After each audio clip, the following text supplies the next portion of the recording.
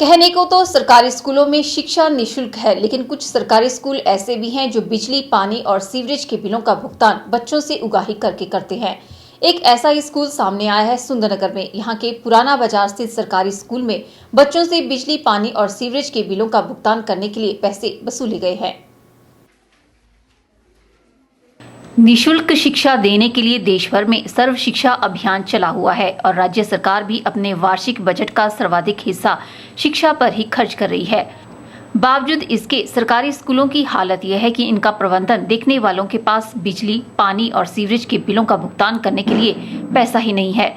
कुछ ऐसा ही मामला सामने आया है मिडिल स्कूल पुराना बाजार सुंदरनगर में। इस स्कूल में 35 बच्चे पढ़ते हैं। शहर का स्कूल है, जाहिर सी बात है कि गरीब बच्चों के बच्चे ही स्कूल में पढ़ रहे होंगे। स्कूल प्रबंधन ने सभी बच्चों से 150 रुपए लाकर स्कूल में जमा करवाने का फरमान जारी किया ताकि स्कूल का बिजली, पानी और सीवरेज का बिल अदा किया जा सके। ऐसा फरमान जारी करते ही यह स्कूल सुर्खियों में आ गया। स्कूल पहुंचकर पता चला कि यह सच है। स्कूल की मुख्याध्यापिका नतेश जम्बाल ने इस बात को माना कि बिजली, पानी और सीवरेज के बिलों का भुगतान करने के लिए बच्चों से पैसे मांगे गए हैं। मुख्याध्यापिका का कहना है कि बिजली के बिल साल में एक बार कॉम्प्लेक्स स्कूल में जमा करवाए जाते हैं, जिसका भुगतान कभी समय पर नहीं होता और पानी तथा सीवरेज के लिए विभाग के पास फंड का कोई प्रावधान ही नहीं। यही कारण है कि स्कूली बच्चों से वर्ष में एक बार 150 रुपए जमा करवाने का फरमान जारी किया गया है। स्कूल प्रबंधन का मानना है कि इस राशि में अध्यापक भी इतना ही योगदान दे रहे हैं और गरीब बच्चों को छूट दी जा रही है। 35 बच्चों की स्ट्रेंथ है हमारे स्कूल में। 4 टॉयलेट्स हैं।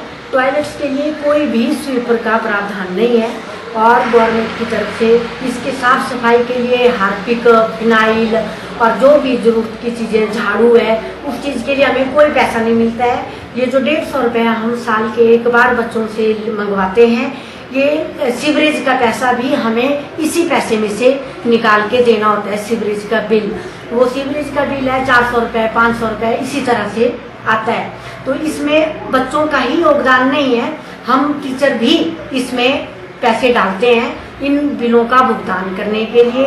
हाई अथॉरिटी को जैसे बिजली का बिल के लिए कहते हैं, बिजली का बिल जो है हम पूरी साल के इकट्ठा करके अपने जो कॉम्प्लेक्स स्कूल है, government senior secondary school girls Sundarnagar, वहाँ हम उनको देते हैं।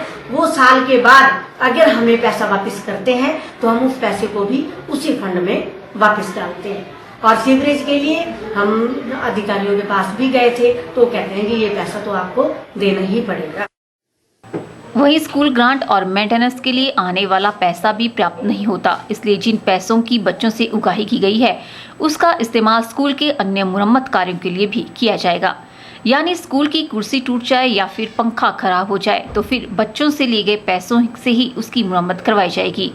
यही नहीं, बच्चों से जो पैसा लिया गया है उसमें बच्चों को एक आई कार्ड और एक नेम प्लेट देने का निर्णय भी लिया है।